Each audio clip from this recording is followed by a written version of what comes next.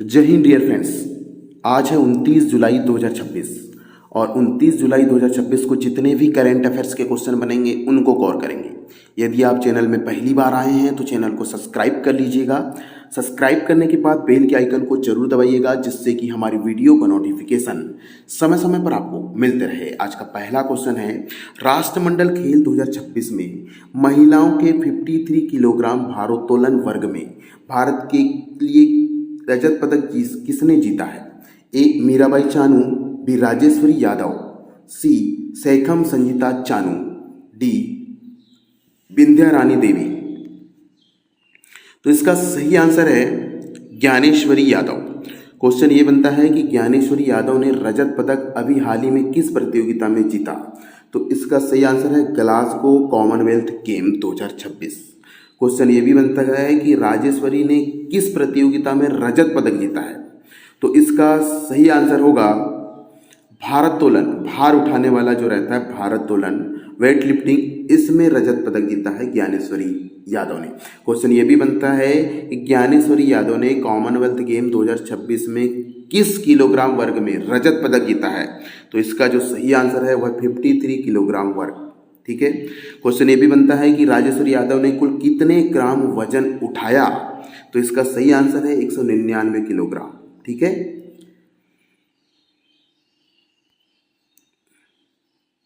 हाँ, और तो इस प्रतियोगिता में स्वर्ण पदक किसने जीता भैया? तो स्वर्ण पदक नाइजीरिया की ओनोम ओमालो दीदी ने 206 किलोग्राम भार उठाकर स्वर्ण पदक जीता है। ठीक है। ज्ञानेश्वरी यादव एशियाई भारोत्तोलन चैंपियनशिप की कांस्य पदक विजेता भी है, ये भी याद रखिएगा। हाँ, वेट लिफ्टिंग की अगर बात आई है तो मीराबाई चानू का नाम जरूर आएगा। मीराबाई चानू ने 48 किलोग्राम वर्ग में 190 किलोग्राम भार उठा करके भारत का पहला स्वर्ण पदक जीत चुका है मीराबाई चानू। तो ये उसी से संबंधित है। हाँ, मीराबाई चानू ने इससे पहले 2018, 22 और 26 में लगातार तीसरी बार राष्ट्रमंडल खेलों का स्वर्ण पदक जीता है। अगर कॉमनवेल्थ गेम 2026 की बात करें तो अभी तक कुल 5 पदक हो चुके हैं, जिसमें 1 स्वर्ण, 3 रजत और 1 कांस्य पदक है। चलिएगा आगे बढ़ते हैं। ग्लासगो कॉमनवेल्थ गेम ग्लासगो में आयोजित हो रहे हैं, उनसे संबंधित और भी क्वेश्चन आगे आपको मिलेंगे। देखिए, आई गया क्वेश्चन जिसकी बात हम कर रहे थे। छठे lieutenant governor cup horse polo tournament का खिताब किस टीम ने जीता? ए पशुपालन विभाग की टीम, बी लद्दाख पुलिस की टीम, सी भारतीय सेना के Ladakh scouts regimental centre, D Kargil sports club.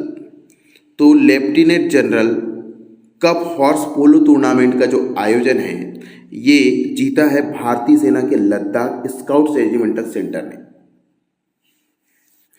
और जो lieutenant governor cup horse polo tournament का समापन कहाँ पर हुआ? तो गोसान इंटरनेशनल पोलो स्टेडियम में इसका समापन हुआ।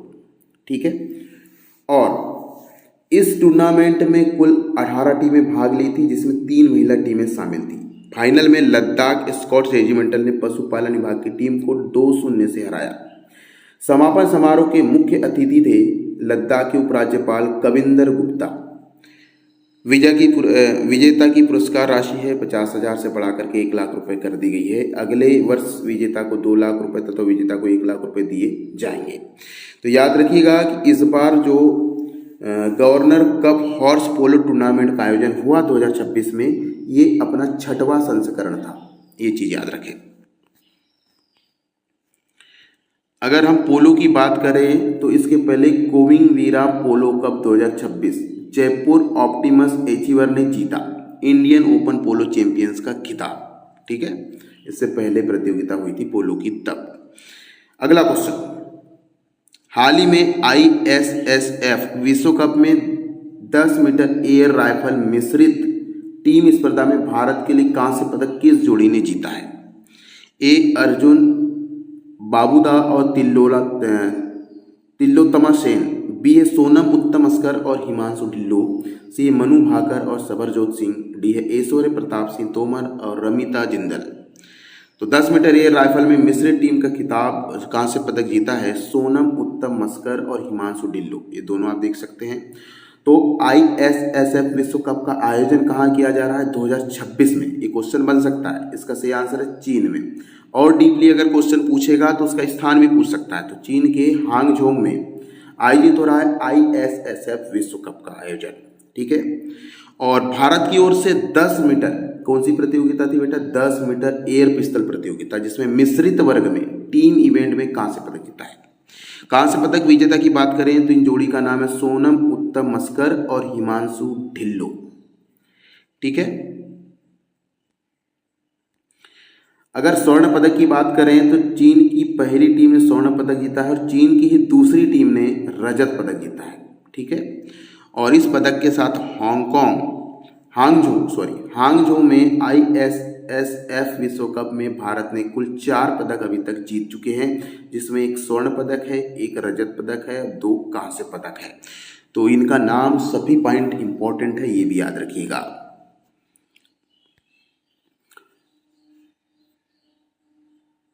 यहां पर एक शब्द आया है कि अंतर्राष्ट्रीय जो शूटिंग फेडरेशन है उसका जो मुख्यालय है म्यूनिख जर्मनी में, और वर्तमान में इसके अध्यक्ष है ल्यूसानो रॉसी और महासचिव है इसके एलेसांद्रो निकोत्रा डी जियाकोमा। इसकी स्थापना 17 जुलाई 1907 में की गई थी, विश्व शूटिंग फेडरेशन की। चलिए अगला क्वेश्चन है, हाल ही में नवनिर्मित निशातपुरा रेलवे स्टेशन किस राज्य में स्थित है? महत्वपूर्ण क्वेश्चन। नया रेलवे स्टेशन बनाया गया है, कहां पर बनाया गया है? ए राजस्थान, बी मध्य प्रदेश, सी महाराष्ट्र, डी उत्तर प्रदेश। तो डियर स्टेट, इसका जो सही आंसर है वह है मध्य प्रदेश। मध्य प्रदेश की राजधानी भोपाल के पास में है निशातपुरा, और निशातपुरा रेलवे स्टेशन का उद्घाटन किया है मुख्यमंत्री डॉक्टर मोहन यादव, जो कि मध्य प्रदेश के मुख्यमंत्री है।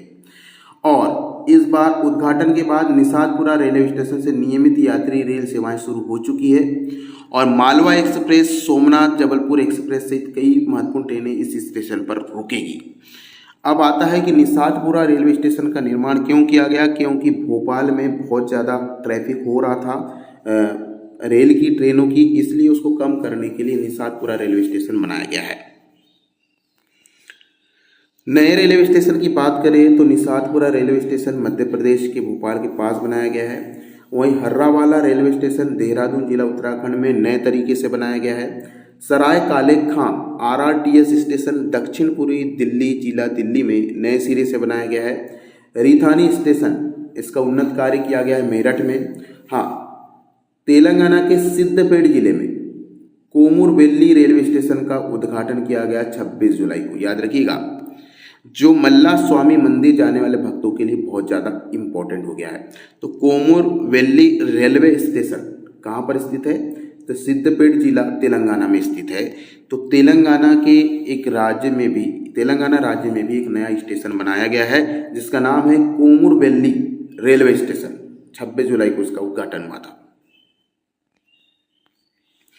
अगला क्वेश्चन है, एयर इंडिया में ईजी कनेक्ट सेवा के तहत अमृतसर से कितने वैश्विक गंतव्य के लिए कनेक्टिविटी शुरू की गई है? ए 18, बी 22, सी 27, डी 35।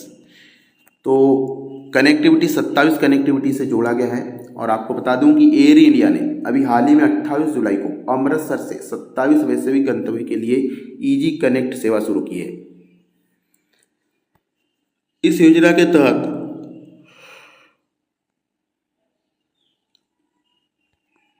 अमृतसर रेलवे स्टेशन से उत्तरी अमेरिका, यूके, यूरोप और ऑस्ट्रेलिया से सीधा संपर्क हो जाएगा।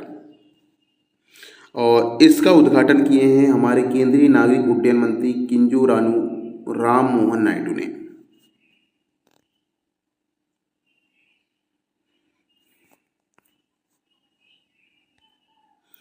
हाँ, इससे पहले उत्तर प्रदेश के जेवर स्थान पर भी पहली अंतर्राष्ट्रीय उड़ान भरी गई। तो जेवर जो अंतर्राष्ट्रीय नेशनल एयरपोर्ट है वह उत्तर प्रदेश में स्थित है, और 15 जून को यहाँ से पहली कमर्शियल उड़ान भरी थी। और किस कंपनी ने भरी थी भैया? इंडिगो एयरलाइंस, ठीक है।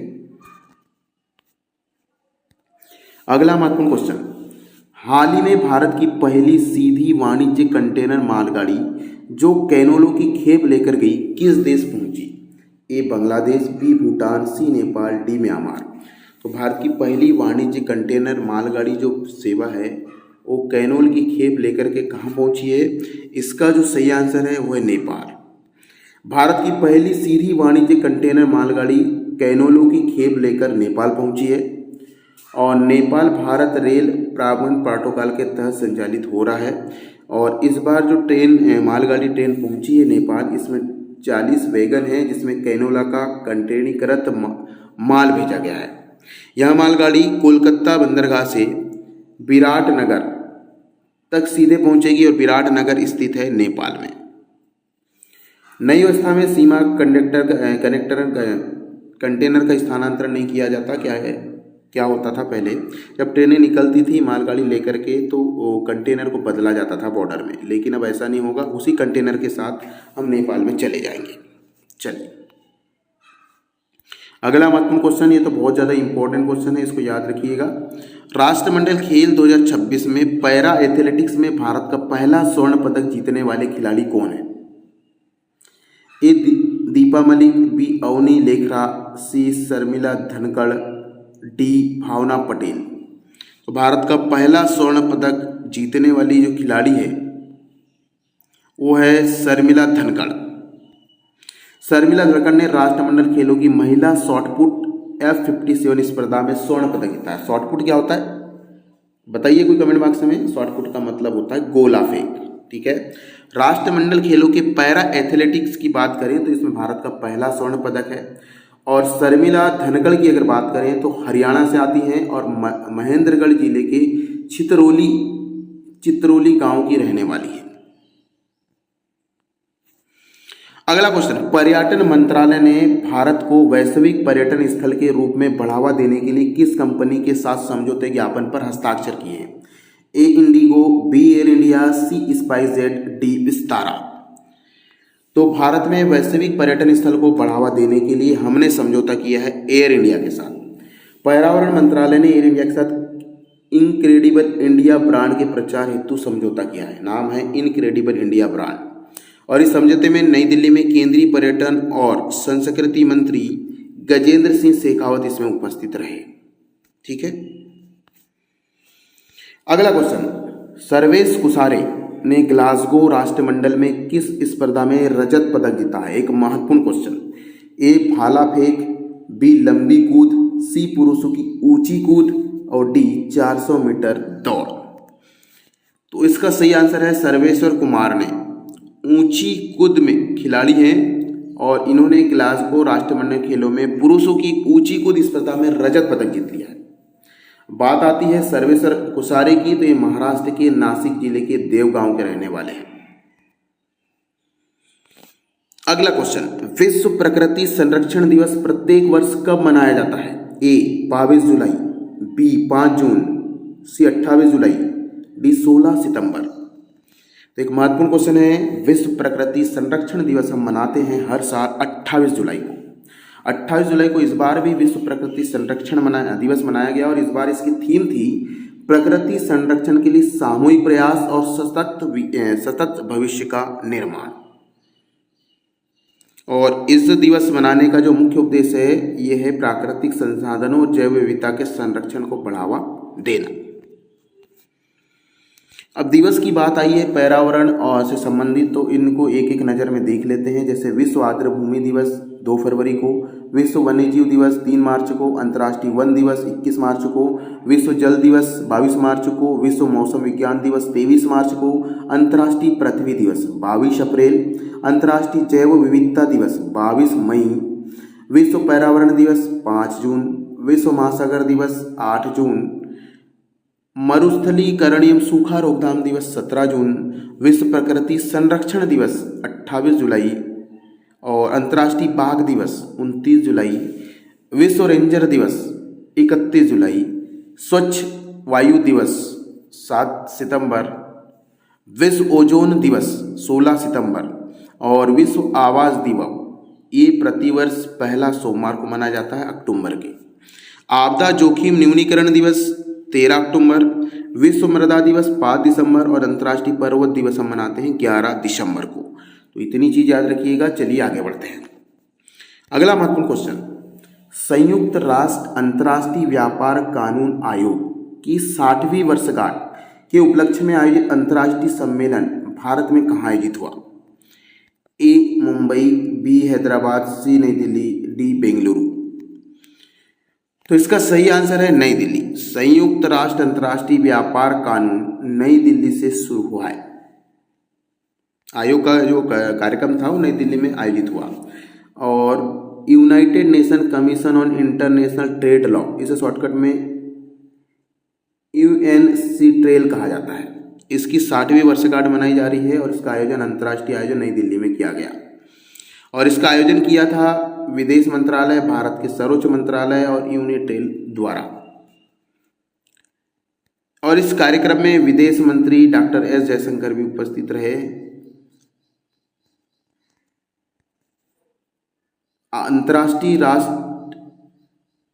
अंतर्राष्ट्रीय व्यापार कानून आयोग की जो स्थापना हुई थी वो 1966 में हुई थी और इसका मुख्यालय है वियना, ऑस्ट्रिया में। तो याद रखिएगा, संयुक्त राष्ट्र अंतर्राष्ट्रीय व्यापार कानून आयोग का जो सम्मेलन हुआ भारत के दिल्ली में हुआ, नई दिल्ली में।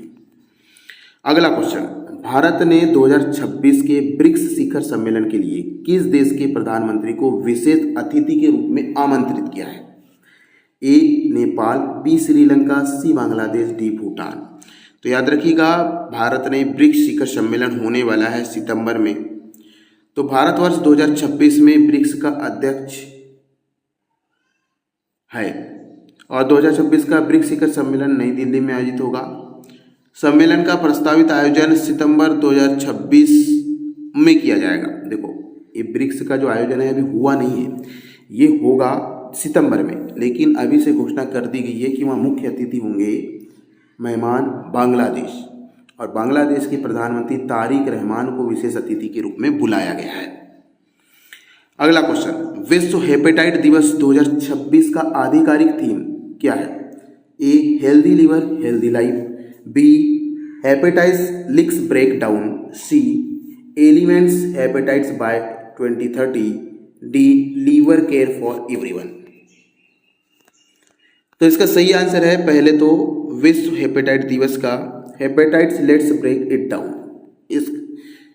तो विश्व हेपेटाइट दिवस प्रत्येक वर्ष 28 जुलाई को मनाया जाता है। इस बार जो विश्व हेपेटाइट दिवस 28 जुलाई को मनाया गया, इसकी थीम है हेपेटाइटिस लेट्स ब्रेक डाउन। यह दिवस डॉक्टर बारूक ब्लमबर्ग के जन्मदिन के रूप में मनाया जाता है, क्योंकि डॉक्टर बारूक ब्लमबर्ग ने हेपेटाइटिस सी वायरस की खोज की थी। इस दिवस को विश्व स्वास्थ्य संगठन का समर्थन प्राप्त होता है और इसके अलावा लक्ष्य 2030 तक वायरस हेपेटाइटिस को सार्वजनिक अवस्था के खतरे से बाहर समाप्त कर दिया जाएगा।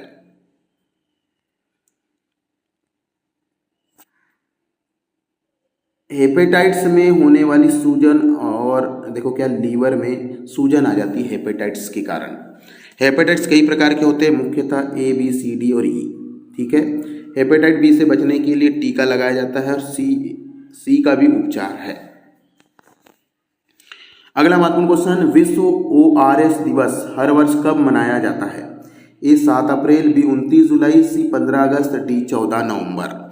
याद रखें, विश्व ORS दिवस मनाया जाता है 29 जुलाई को। इसका उद्देश्य है डायरिया और डिहाइड्रेशन से होने वाली मौतों को कम करना। ORS शरीर में पानी और इलेक्ट्रोलाइट्स की कमी को तेजी से पूरा करता है।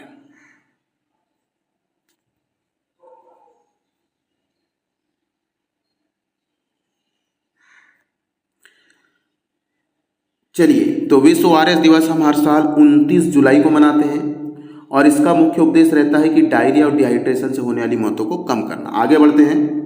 अगला क्वेश्चन, हाल ही में E0FIR प्रणाली किस राज्य में शुरू की गई है? ए महाराष्ट्र, बी गुजरात, सी राजस्थान, डी मध्य प्रदेश। तो E0FIR प्रणाली हाल ही में शुरू किया है गुजरात ने। गुजरात ने 27 जुलाई 2026 को साइबर धोखाधड़ी के लिए E0FIR प्रणाली शुरू किया है। और इसके लिए गुजरात सरकार ने 1930 राष्ट्रीय साइबर हेल्पलाइन नंबर भी जारी किया है 1930। इसमें क्या होगा, आप 0 FIR स्वतः तैयार किया गया है शिकायत यहाँ पर और डायरेक्ट उस क्षेत्र में पहुँच जाएगी, उस पुलिस थाना में पहुँच जाएगी जिससे संबंधित मामला होगा। ठीक है। और साइबर अपराध केंद्र के समन्वय से लागू की गई है। इस सेवा का जो उद्घाटन किया गया गांधीनगर में किया गया।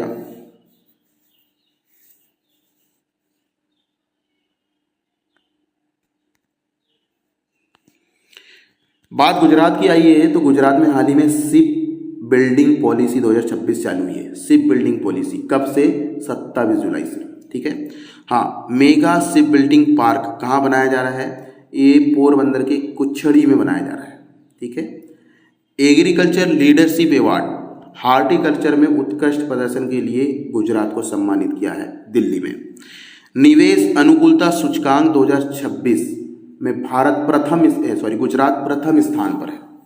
वहीं गिनीज वर्ल्ड रिकॉर्ड भी बनाया गया है क्योंकि 1 घंटे में 3.61 लाख पौधे लगाकर वर्ल्ड रिकॉर्ड बनाया है गुजरात ने। अगला क्वेश्चन है, भारत सरकार ने जुलाई 2026 में किस मूल्य वर्ग के पॉलीमर बैंक नोटों के फील्ड ट्रायल को मंजूरी दी है?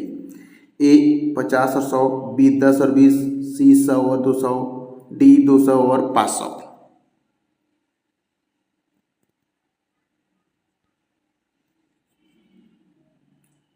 सही उत्तर है बी। 10 रुपये और 20 रुपये के पॉलीएस्टर नोटों को बाजार में लाने की तैयारी शुरू हो चुकी है और 27 जुलाई 2026 को 10 और 20 रुपये के अरब पॉलीमर नोटों के लिए फील्ड ट्रायल शुरू हो चुका है। ठीक है। और बैंक ने इसके लिए भारतीय रिजर्व बैंक अधिनियम 1934 की धारा 25 में नोटों को बदला गया है। ठीक है। और ये पॉलीएस्टर के हैं, प्लास्टिक के हैं तो ज़्यादा गीले भी नहीं होंगे, फटेंगे भी नहीं और नोट की जो लिमिट है ना, जो उम्र है वो बढ़ जाएगी। इससे पहले ऑस्ट्रेलिया, कनाडा, न्यूजीलैंड और यूनाइटेड किंगडम में भी पॉलीमर नोट चल रही है। अगला क्वेश्चन है, हाल ही में चर्चा में रही कोसी मेची लिंक परियोजना किस राज्य में स्थित है? ए उत्तर प्रदेश, बी झारखंड, सी बिहार, डी पश्चिम बंगाल। तो कोसी और मेची नदी जोड़ो जो अभियान है वो बिहार से संबंधित है क्योंकि बिहार में ही कोसी और मेची नदी का जोड़ा जाएगा। इस परियोजना का उद्देश्य है कि कोसी नदी के अतिरिक्त जल को मेची नदी में जोड़ना और इसके लिए इस परियोजना को महानंदा बेसिन में सिंचाई और बाढ़ प्रबंधन को सुदृढ़ करेगी।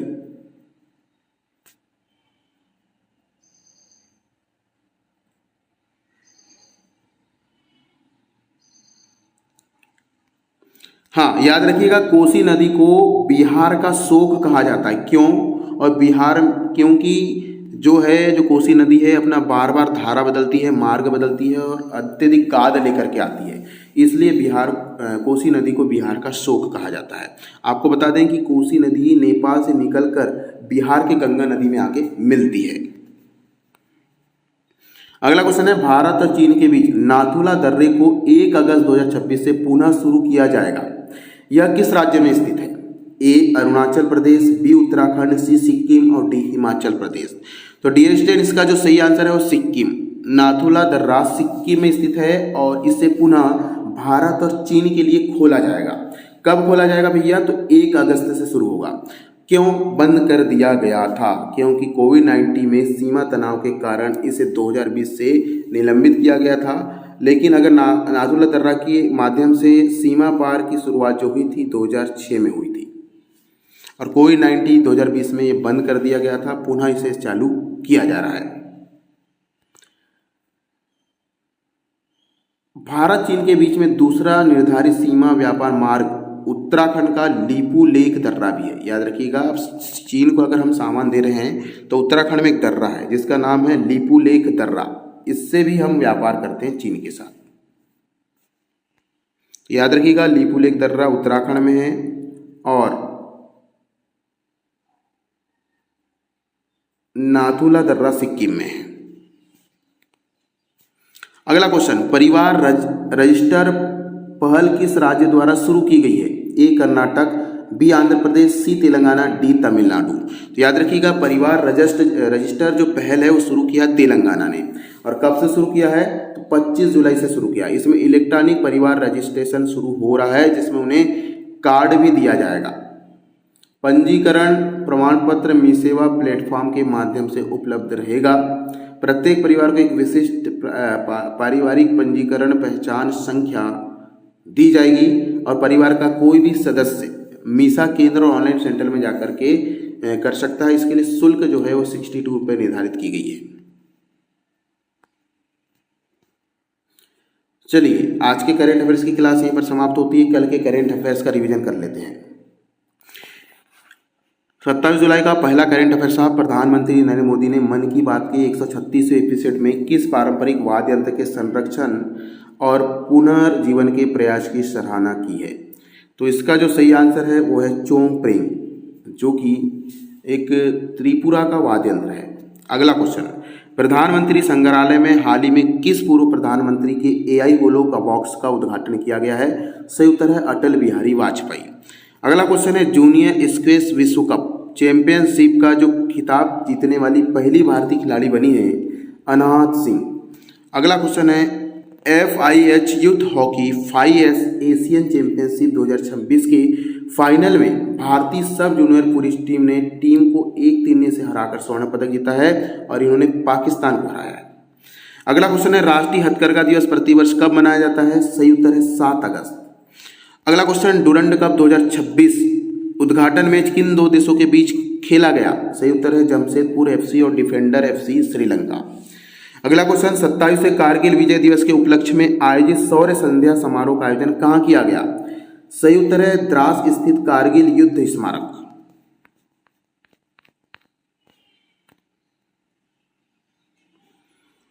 अगला क्वेश्चन है, उत्तरांध कलालाकू रेक्कुल अभियान किस राज्य सरकार द्वारा शुरू किया गया है? सही उत्तर है आंध्र प्रदेश। अगला क्वेश्चन है, हाल ही में यूनेस्को की विश्व धरोहर सूची में किन प्राचीन स्थलों को शामिल किया गया है? सही उत्तर है सारनाथ।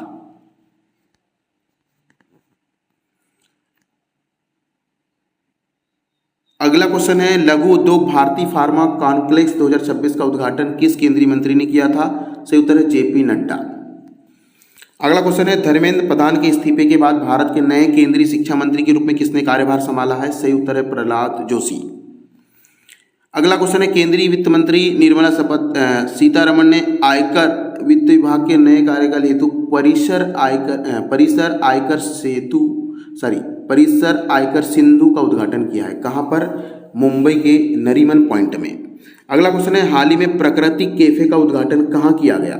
सही उत्तर है आयुष भवन नई दिल्ली। अगला क्वेश्चन ये भी है कि हाल ही में 1 से 12 तक के आर्टिफिशियल इंटेलिजेंस को मुख्य विषय के रूप में शामिल करने वाला भारत का पहला राज्य कौन सा है? सही उत्तर है पंजाब। चलिए आगे बढ़ते हैं।